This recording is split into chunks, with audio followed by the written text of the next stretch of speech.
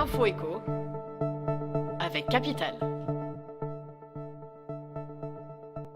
L'info pratique Capital. Vous n'avez pas encore demandé la prime d'activité, rassurez-vous, il n'est pas trop tard.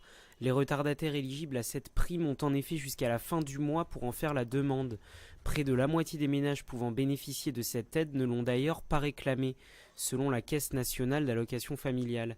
Si vous êtes dans ce cas, vous avez jusqu'au 28 février pour vous inscrire sur le site de la CAF. Si votre dossier est accepté, vous pourrez toucher cette allocation dès mars. Si vous laissez passer cette date, vous perdrez un mois de prime. Revalorisée de 60 € en moyenne au début d'année, la prime d'activité s'élève à 210 € en moyenne par personne, une somme dont il serait dommage de se priver. Le coup de gueule pourrait bientôt être poussé par de nombreux héritiers obligés de s'acquitter d'un remboursement inattendu. L'allocation de solidarité aux personnes âgées, ancien minimum vieillesse, est accordée aux retraités disposant de faibles ressources. Or, peu de gens savent que les sommes versées doivent être remboursées à la succession après le décès de l'allocataire.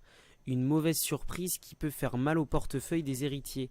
Cette aide, qui concerne 700 000 personnes en 2017, se chiffre en général à plusieurs centaines d'euros par mois. Montant réclamé, héritage concerné, exception. Capital vous détaille les modalités de cette obligation méconnue. Le chiffre du jour, 16%, c'est la baisse moyenne annoncée par la ville de Lyon du taux de sa taxe ordures ménagères. Cette diminution fait suite aux plaintes déposées par une association de contribuables locaux. Cette dernière se plaignait que les recettes issues de cet impôt, qui est adossé à la taxe foncière, excédaient les dépenses engagées par la collectivité pour l'enlèvement des déchets. La métropole a été condamnée pour cette pratique. En décidant de baisser ce taux en 2019, la métropole lyonnaise compte éviter une nouvelle condamnation. Une bonne nouvelle pour les contribuables, d'autres agglomérations qui ont la main lourde sur les taxes d'ordures ménagères pourraient être tentées de suivre l'exemple lyonnais.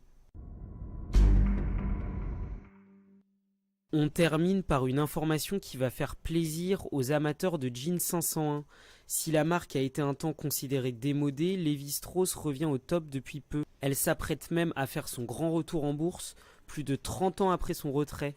Depuis son arrivée en 2001, Chip Bergh, son PDG, a dépoussiéré la marque emblématique.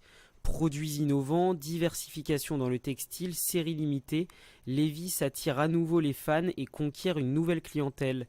L'âge moyen de l'acheteur de 501 est tombé à 34 ans, soit 13 ans de moins qu'en 2011. C'était l'info éco avec Capital.